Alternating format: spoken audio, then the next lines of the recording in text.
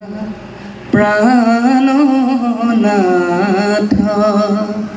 ইতু কথা বিতুপন ৰূপে মনোহৰ ইতু স্বৰ্ণমৃগ দেখি হৰে মন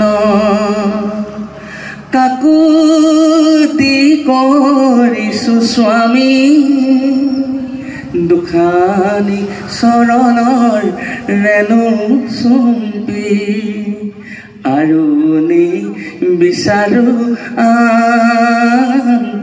মৃগয় হৰে মন প্ৰাণ।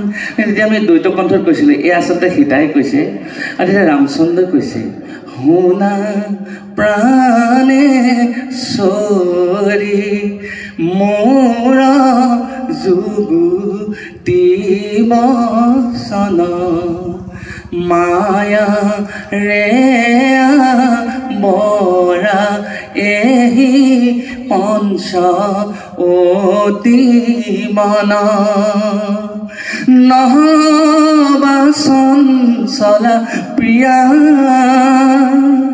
মৃগ নহয় তোৰাই খৰ মায়া নালাগে মায়া মৃগৰ ছাল নতু মিলি বজঞ্জাল। গতিকে কিন্তু সীতাদেৱীয়ে নেমানে, তেওঁ আকুৰগুজ, তেওঁক স্বৰ্ণমৃগ লাগি ৰামচন্দ্ৰই স্বৰ্ণমৃগ খেদি যাবলৈ বাধ্য হ'ল। তেতিয়া লক্ষ্মণক কৈছিলে অ ভাই লক্ষ্মণ জানকী কুটিৰত চাবা মৃগন এখনে যাওঁ ঘূৰবনে অকলহৰে সীতাকেৰি কলৈকো নাযাবা অকলহৰে সীতাকেৰি কলৈকো নাযাবা।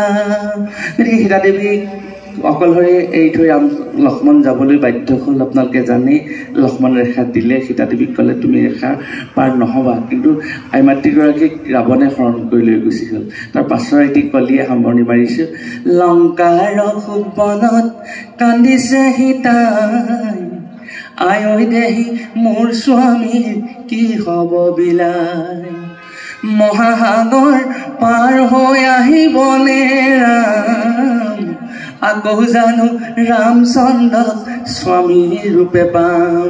ৰামচন্দ্ৰই সীতাক উদ্ধাৰ কৰিব, সীতাক উদ্ধাৰ কৰি বানৰ সেনাসকলে মহাপ্ৰভুক সহায় কৰিছে আৰু সীতাক সন্ধান বিচাৰি আপোনালোকে জানে হনুমন্ত গৈছে, সীতাই কিজানি চিনি নাপায়, সীতাই কিজানি ৰাক্ষস